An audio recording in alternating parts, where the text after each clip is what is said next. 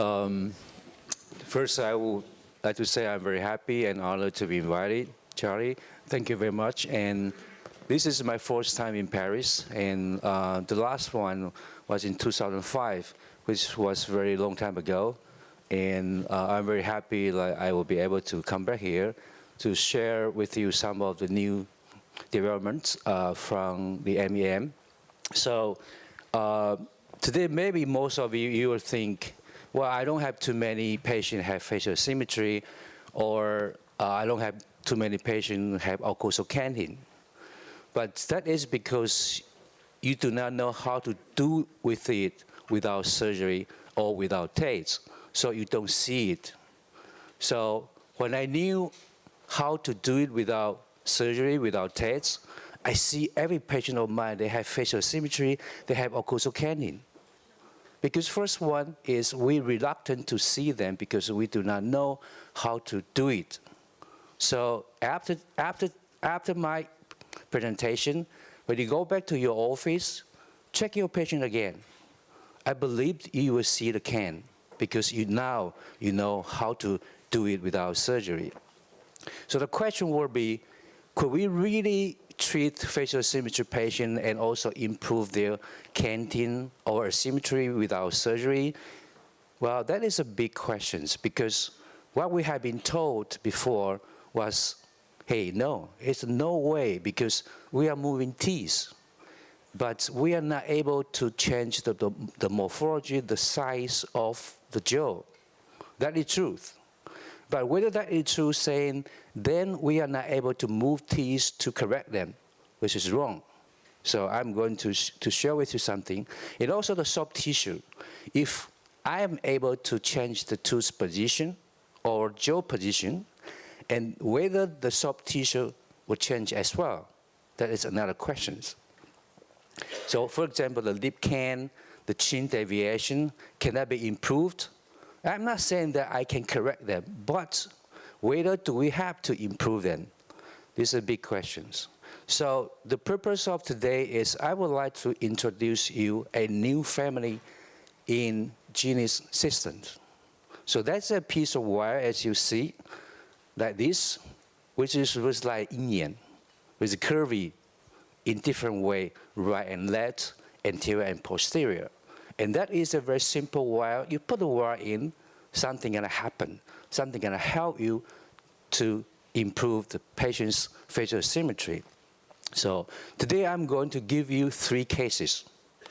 Those 3 cases are gonna be severe one, maybe in your eyes. The reason why I'm not showing you the easier one or the simple one or the not so severe one is, I want you to see those severes. And then when you go back, when you see those mild or moderate, then you will feel more confidence to treat them.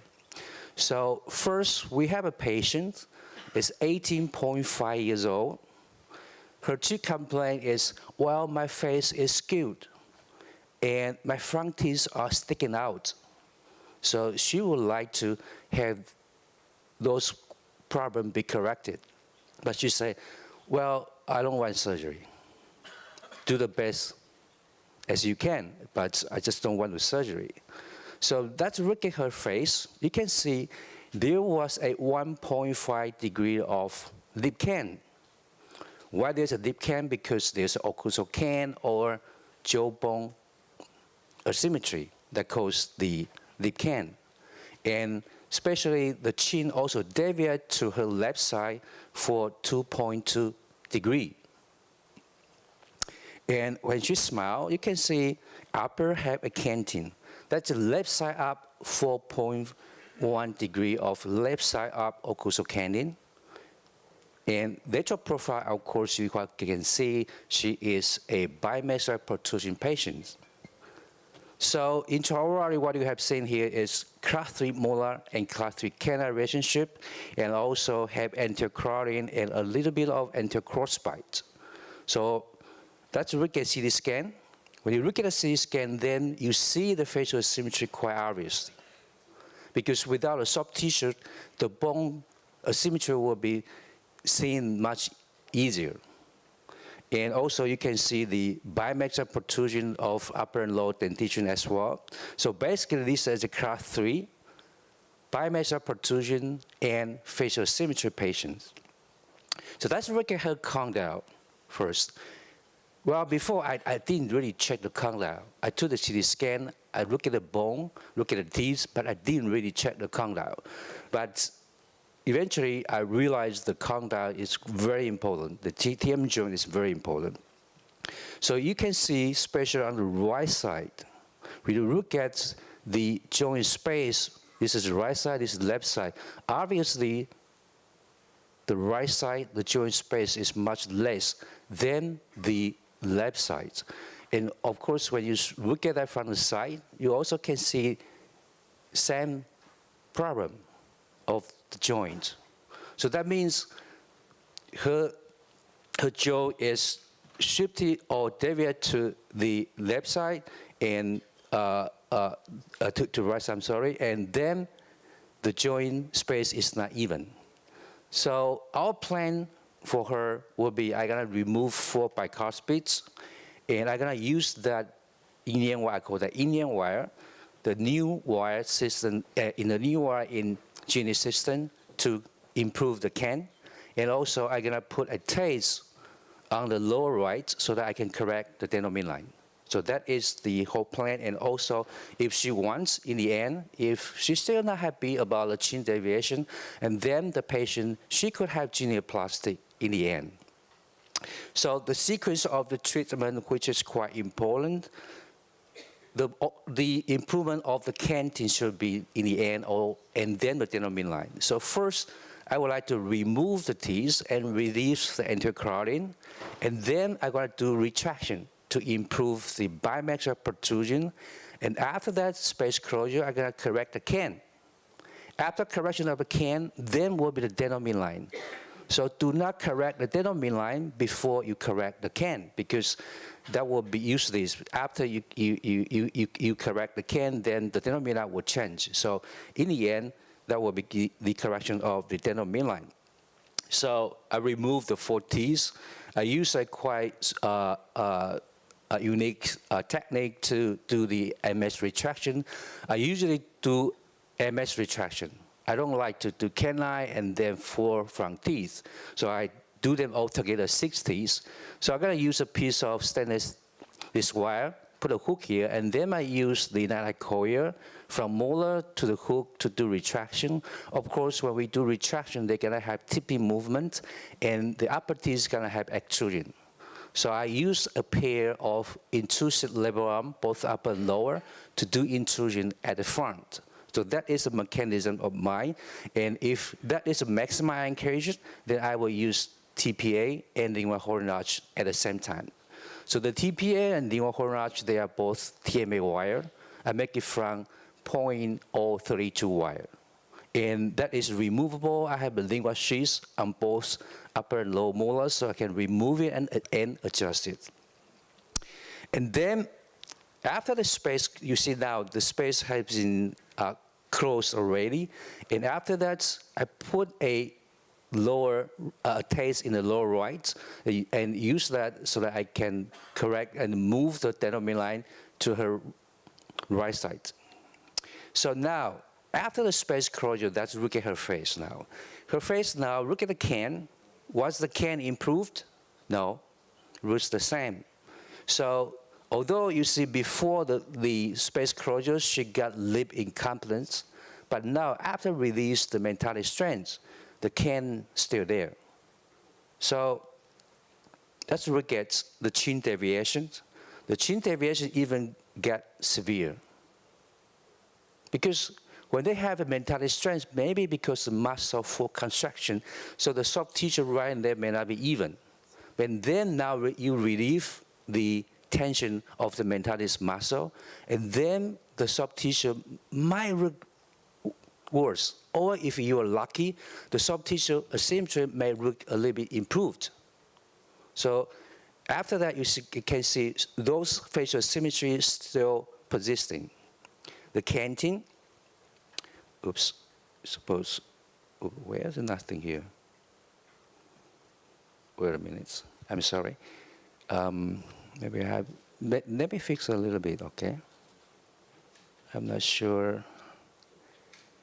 Oops. Yeah, I have some problem here. Maybe, okay.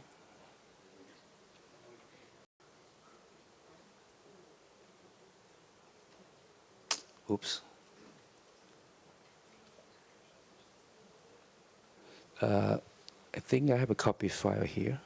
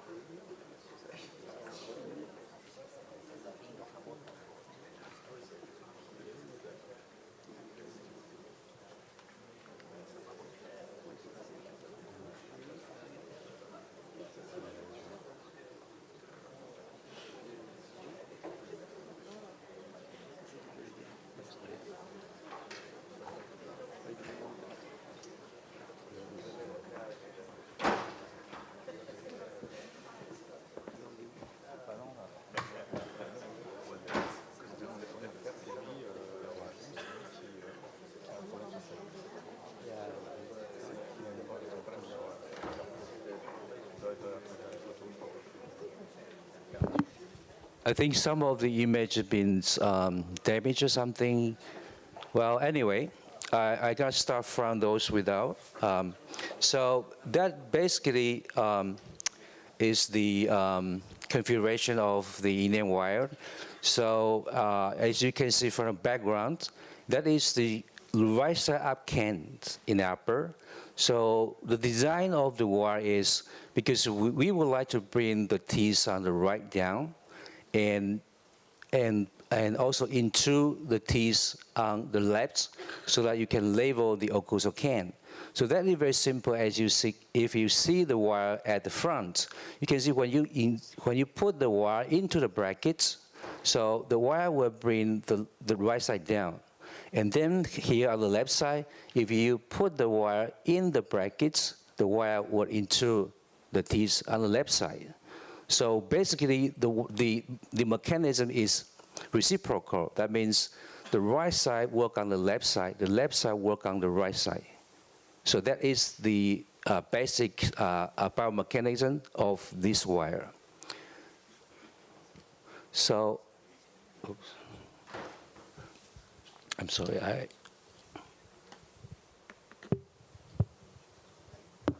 me have.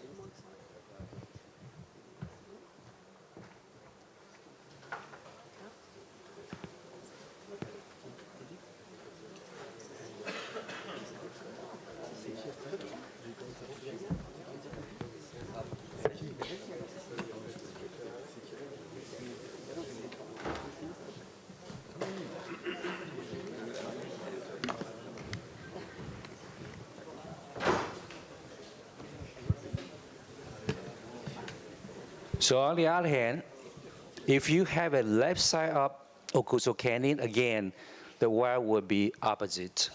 So on the left side, you engage the wire in the brackets. The teeth on the left side will be extruded. And on the opposite, when you put a wire on the right side into the right side brackets, those teeth will be intruded. So the biomechanism is quite simple. And quite a few people, they think, I'm sorry, they ask me, it was like too simple to be truth. Yeah, it's like, huh? That's it? I said, yes.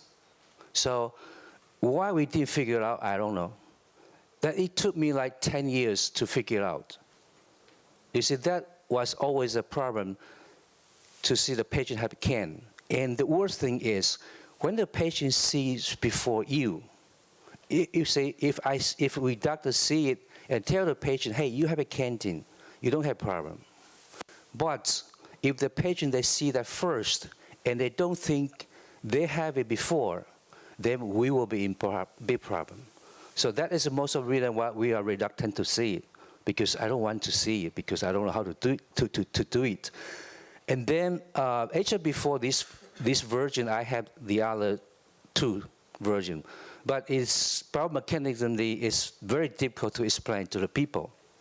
So I started to think about, is it possible that use a single piece of wire, continuous wire? The one that I designed before, that is a segmental wire, right and left and crossover, is a little bit complicated to understand. But anyway, I will show you how simple that is. So if the patient also had a cant at the back, then you need a TPA or lingual horn arch to make it a circle. You see, before you have the TPA in, you can see the right work on the left work on the right side. But when you have a TPA connect at the posterior, that becomes a whole circle. So become a whole circle, that means the left posterior gonna work through the TPA and work on the right side. Again, the right side gonna have a force go through the TPA and go to the left side. So that is the whole concept. So if the patient only have cant at the front, you put on the wire only. If the patient at the same time, they have both anterior and posterior canine, then you put on TPA or lingual horn arch so that you can connect them and complete a circle of biomechanism. So for this patient, because the canting was left side up for this patient, so that is the arch wire that you have to use to correct the cant for this patient. So as you see now, she still has the cant. And then at upper, I put on the inion wire. That is for 2 months of the inion wire. And at that moment, I also add a piece of accursed labor arms. That means before I put it in, it's straight out here. And then I hook it here. So the labor arm will move the teeth to the patient's right side. You see, if you look at carefully, the overjet on the right side is more than on the left side, of course, because of chin deviation. So a lot of people, when we are thinking about the dental midline correction, if the patient, they don't have a facial symmetry, yes, then you can rotate the teeth inside the arch like this. Is that right? But if the patient, they have a facial symmetry, the chin is to the left, and you only do rotation, cannot be corrected, maybe the dental midline will on, but the buccal overjet will never be the same, right and left. So what we are thinking here is, you can see, I have a screw here, and then I hook it, the labor arm will be here. And then I hook it here, so there's a force goes to the right side. And at the same time, I also put a power chain from the mini screw to first molar here, because I put this labor arm, canine labor arm, into the auxiliary tube of the molar.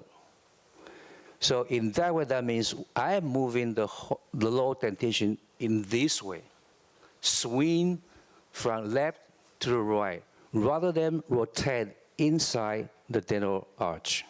So in the lingual side, we need a lingual horn arch, so that when I'm walking here, we have a lingual horn arch also can move the other side as well. So that is the whole design. So you can see that it was after 7 months of the iliac arch wire, the cant was improving. And also look at the buccal overjet now, it's getting better. Denominator line was almost on. And that was 8 months of the acoustic level. Even you can see the denominator line now was overcorrected. And also look at the buccal overjets of both canine and the lateral incisors. So this is 10 months of the iliac arch wire, and was the end of the treatment. So look at her face carefully. You can still see a little bit of facial symmetry, right? But when we are putting them together, this is the lateral profile. I think the bimax have been improved. When you superimpose them, you can see that the major change will be upper lip and lower lips, which is what we want and what we plan. And that is the three-dimensional superimpose. You can see the lower incisors being retracted a lot, and also the upper incisors as well. And look at the patient face now. Have a feeling, facial symmetry is still there a little bit, but look at the cant. The canting was 1.5 degree, now is 0.7 degree. So there are some improvement. And also the occlusal canting, that was 4.1 degree and then became 1.7 degree. 1.7 degree. It's not completely corrected, but the patient's face with harmony. And the CT scan before and after, the canting from 3.9 when I measured on CT scan, and then to 1.6 degree. In the face, the chin deviation from 2.2 became 1.4. So there was some improvement. To be honest, did I know that before? No, I did not know that. But one day when I look at the patient's photos and I put them together, I say, hey, wait a minute. Although I did not completely correct the facial symmetry, but she looked better. And when I look at a CT scan, in the beginning when I superimpose them, I say, yeah, same, I cannot change the bone position. But if you look at carefully, you can see gray color here, right? On the left. But you don't see here, you only see red color. Red means after, gray means before. So you can see actually the mandible shifted to her right side. And look at the chin position. That was before. After, there was some improvement. You say, wait a minute, she didn't have surgery. And how come there's a jaw positional change? So very interesting. So I started to look at the reason why. And then I checked the TM joint again. That was before. You see the joint space is not even here. And now you can see the joint space is much more even now. And the right side actually moved to the right. The left side actually moved down. So I measured this. You said, well, the changes is very minor. Yes, think about that. You have 0.5 here or 0.3 here. How much is going to be here? It's more, remember. Your little change of the condyle position, you have a big change at the chin. So that makes sense to me now. And look at the lateral view of the condyle. You can see the changes of the right side condyle remain very similar in terms of anterior posterior. And then the left side, you can see the joint space distance. It increased 0.5 millimeter here. That means the condyle on the left side moved forward a little bit, 0.5 millimeter. That makes the change in here. At least you can have one or 1.5 millimeter of improvement of the chin deviation. So that is a very interesting point to see the changes of this patient, which we didn't really realize that by moving teeth, we might be able to change the condyle position and then improve the facial symmetry. That means in some patients, maybe we did it wrong and we changed the condyle position and then the patient may worse. That might happen. So the patient's cant is left side up.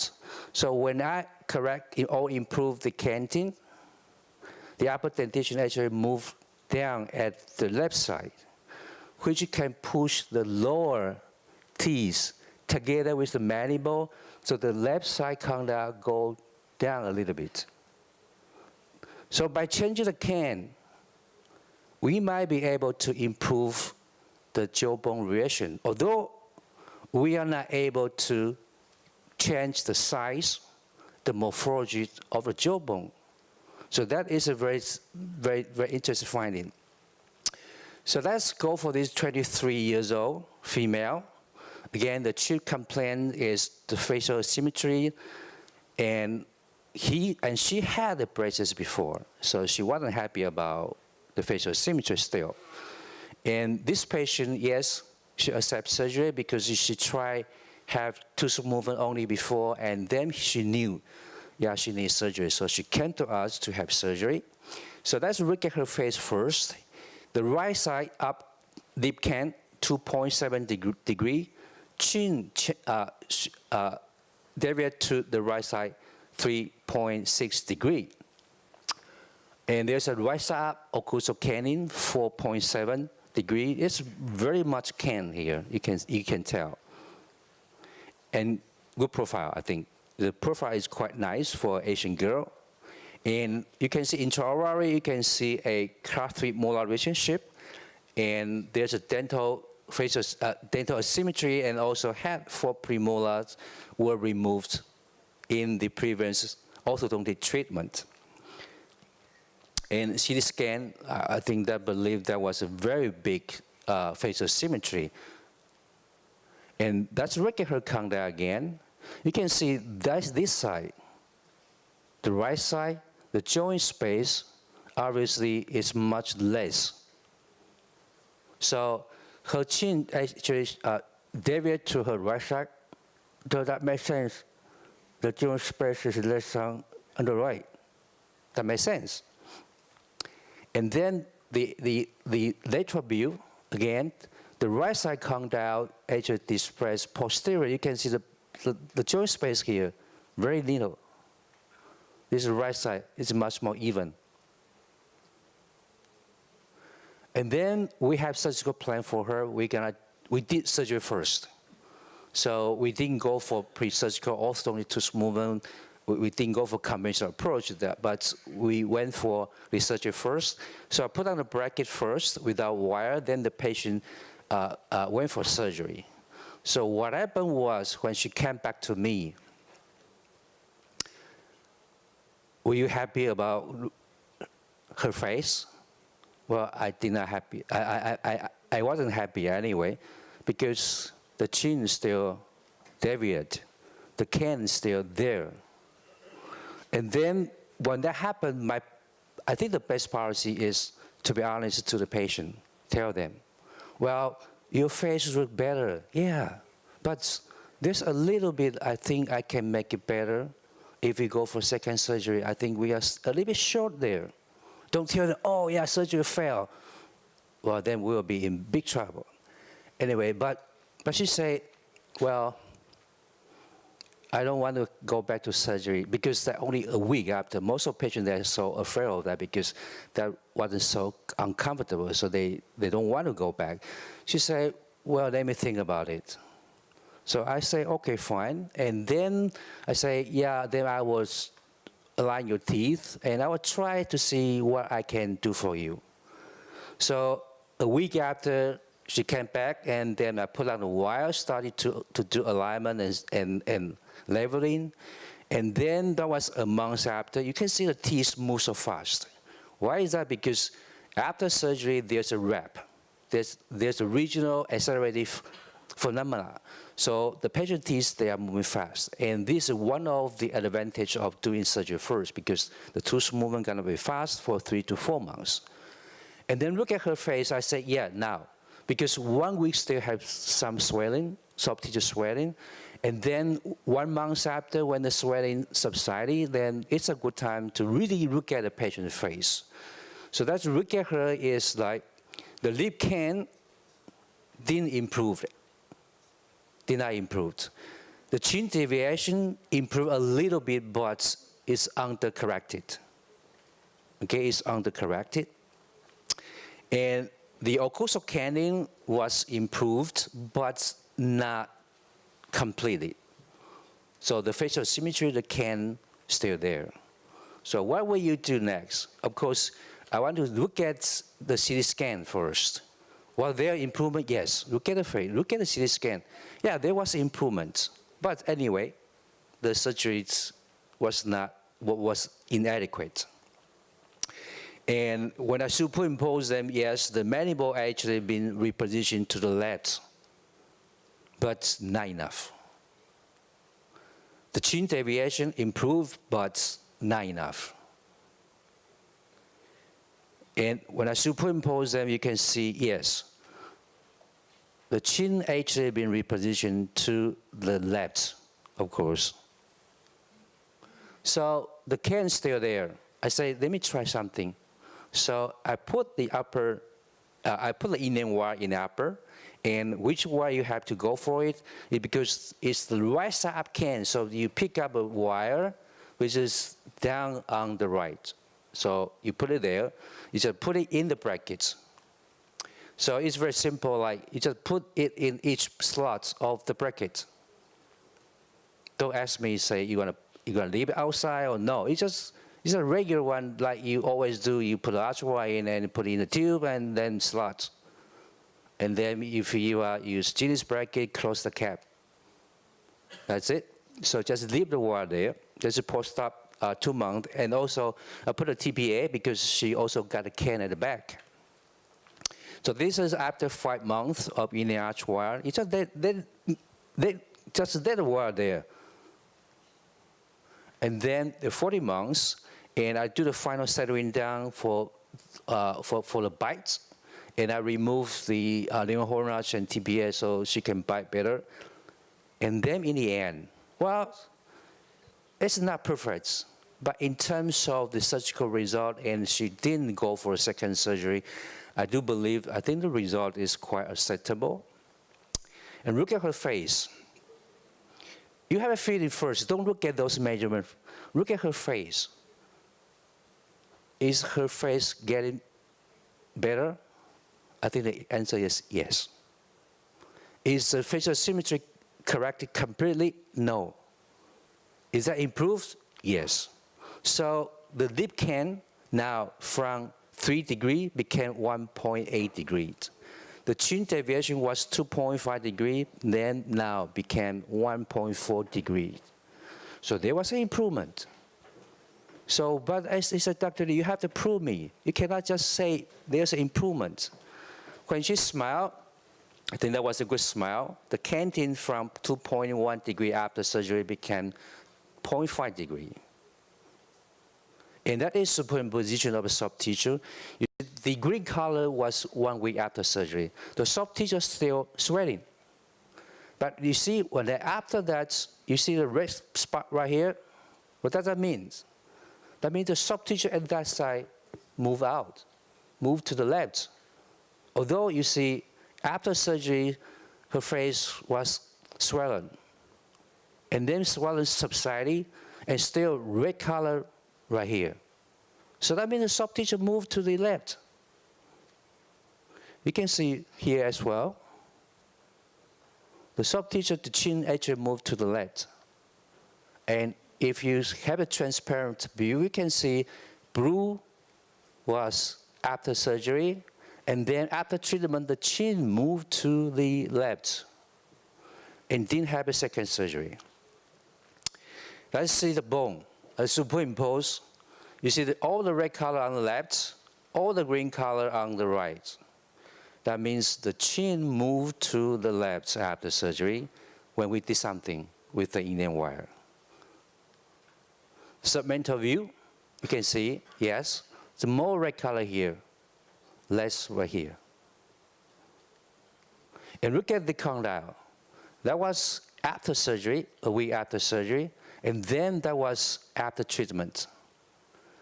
You can see the movement of this right side, the joint space became bigger, it moved down. This side, the joint space became less, it moved up. Interesting.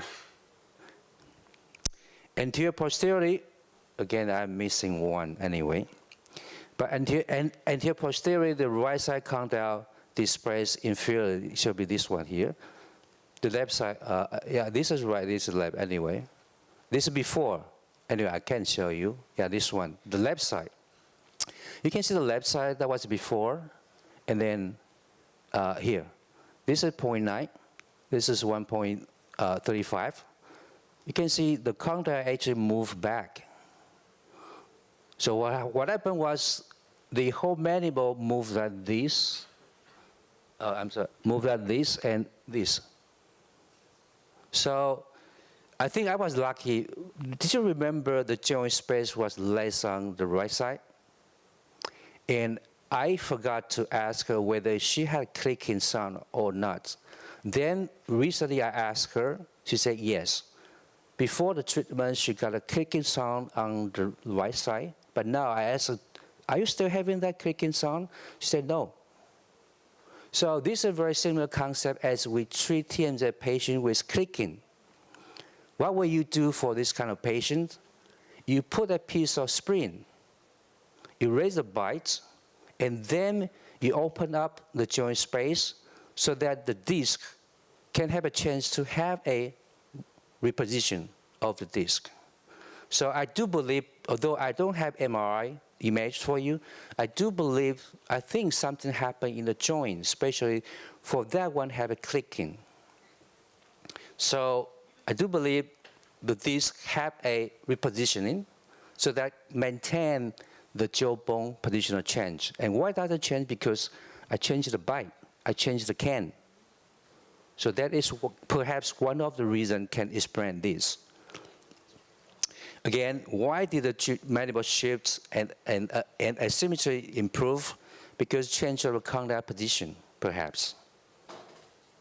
And why did the condyle change that I explained? It could be the disc and the change of the canting of the dentitions.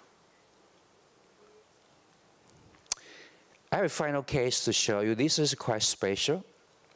And again, I really did not know I improved her facial symmetry until the end. And this is 22 years old, and her complaint is my teeth are crooked and sticking out. So she wants braces to fix this problem. And this patient I did ask, and I have a record on my chart to say the right side TM joint have clicking. And there's a deep canting which is 2.2 degrees. The chin deviate to the right, 1.5 degrees. And there's a right side up occlusal cant, 2.3 degrees. And lateral profile, you can see the soft tissue Pogonian actually is behind the subnasally. And from the border of the mandible, you can tell she was a high angle case. And also the low lip is a little bit averted. And when you look at the intraoral, you find out she was a class 3 anterocranial case. And from the CT scan, you know that it's a bimaxillary protrusion and high angle. Okay. The frontal view, you can see the facial symmetry. The right side up occlusal cant was 2.4 degrees, and the chin deviate to the right side 1.8 degrees. When you look at that from submental view, you can see more clearly that the chin actually is deviated, it's rotated to the right. You can see now, this is gonial angle. This is gonial angle. Where is the gonial angle on the left? On the left is right here. So it looks like the jawbone have been rotated like this. Like this to the right. And it was very interesting. Then I measured that is after, that absolutely not before treatment, okay? Because I didn't think that is possible, so I didn't even think about it. And then I measured the length of the mandibular body, right and left. They are almost the same. And then I also measured the ramus height, same. So then what happened? The morphology actually is symmetry, but the face is not symmetry. So yeah, it looks like there's a symmetrical mandible and position in a deviate to the to the right side. So let's look at a joint again. That was before the treatment. You can see more joint space on the left. There's less joint space. That means, again, the mandible looks like shifted to the right side. And anterior posterior view, the lateral view, you can see this is the right side compared to the joint space at the back, which is less on the right. Okay, and more joint space at the left. So I didn't know that. So the plan was to remove upper 15, 24, 34, and 45 for the treatment of the facial symmetry, anterior carotid, not facial symmetry, for the dental midline, and also for the anterior carotid, and also for the bimaxillary protrusion. So I just removed them and started to remove the premolars, align the teeth, then started to do lower MS retraction using the appliances that I told you, nilocoil and a pair of intrusive labor arms. And then the upper was aligned, special number 12. And then upper and lower, we're gonna do MS retraction to close the space. And the space closure was completed. Let's look at her face now. This is her face now. I think the lip incompetence and mentality strength have been improved. And look at the lip cant and the chin deviation still there.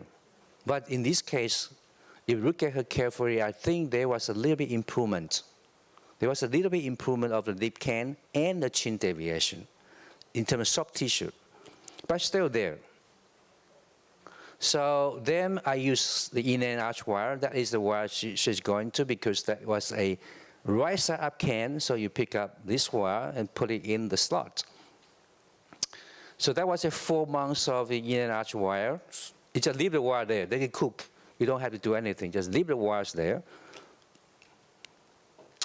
And keep going for that. And try to maintain it. One thing is, you have to remember, because some of the slides were damaged, I am missing one very important information, is the inner arch wire came with 2 degrees.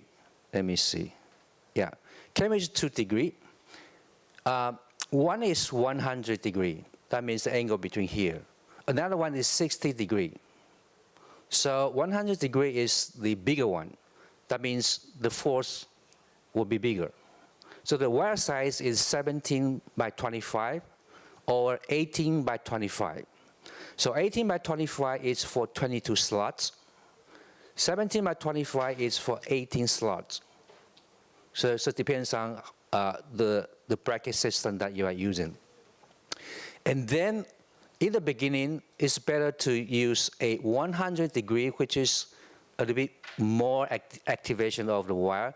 Use 100 degree first, and you will see in 3 to 4 months, you'll be able to improve the occlusal canning until you see there's a level of the occlusal cant or even a little bit overcorrection. And then you remove that 100 degree, put the 60 degree in so that you can maintain them. So do not remove the wire, just put a plane. You will see relapse. Everything have a relapse. So after the improvement leave the 60 degree wire there for a few months before you do debonding. So that was, so just keep it there and let her just bite and eat.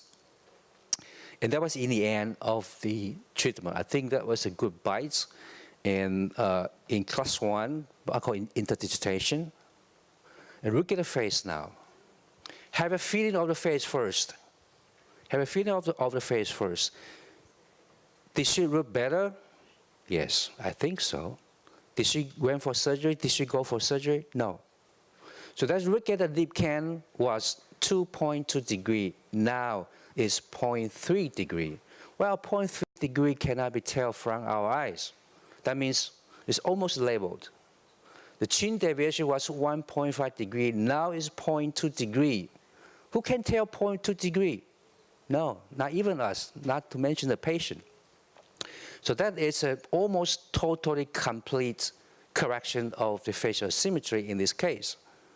When she smiled, again, the cant was 2.3 degree. Now it's 0.4 degree.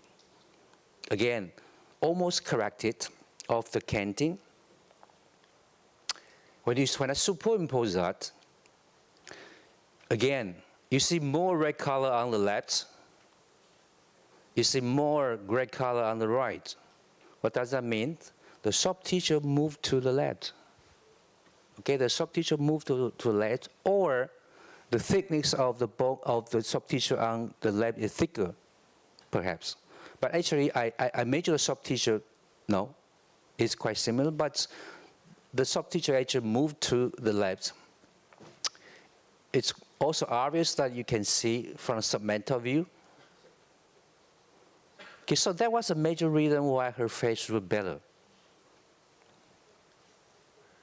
And look at the submental view, that was before. Look at the golden angle was here on the left side, and then it's back here. Okay, you can tell that. So the mandible actually rotated back to the center. That was rotated to the right, and then it rotated back in the center. So remember I said she got a clicking sound on the right? Yeah. And then that means there might have a disc displacement of this patient for a long time, and she didn't know, and we didn't find it out. And look at that, the facial symmetry got improved of the jawbone. So almost the chin back to the center. So in this case, you see the bone actually is symmetry. And then perhaps we change the disc or jawbone position or condyle position, and then the patient face back to what it was before. So I would assume this case, before the treatment, although she got a face that is facial symmetry, but I do believe she wasn't a facial symmetry case. It's just because of disc problem, I think. And the mandible shift to the left, you can see a big gray color here. And this is where the mandible shift.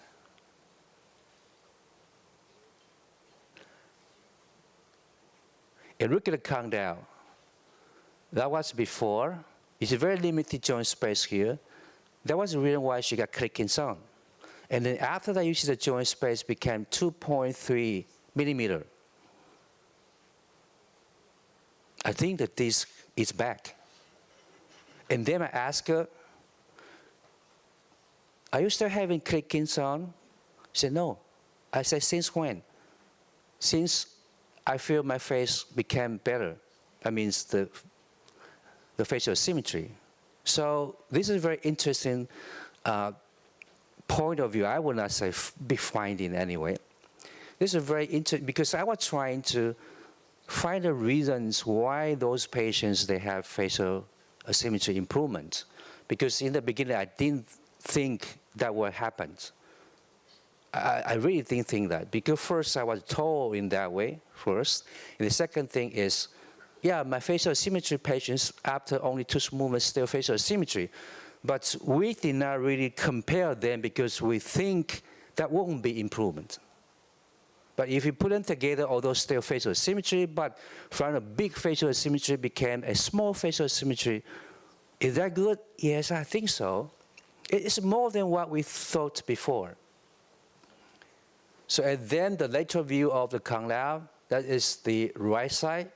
You can see very limited joint space before. Now, its joint space is much better at the back. And the left side remain quite similar before and after. This is before, this is after. Remain quite similar. So, and the lateral profile improved as well. There's a little bit of upward rotation of the mandible. And then you may ask me whether is that stable. And 1 year after treatment, the bite's still there, pretty good. The face, there's a little bit changes. A little bit relapse, but not too much. The canting, a little bit remain the same. So, lateral profile. So, in the end, this is one of my conclusions. Occlusal cant and deep cant could be improved orthodontically only by using enamel arch wire. Soft tissue and skeleton mandibular asymmetry could be improved by only tooth movements. Changes of condyle position might play a role in for the improvements. But we need more study, more cases to see what happened really. And today I'm sharing you some of my bizarre case, maybe for you, but a lot of things that we learn from our bizarre cases. Thank you very much.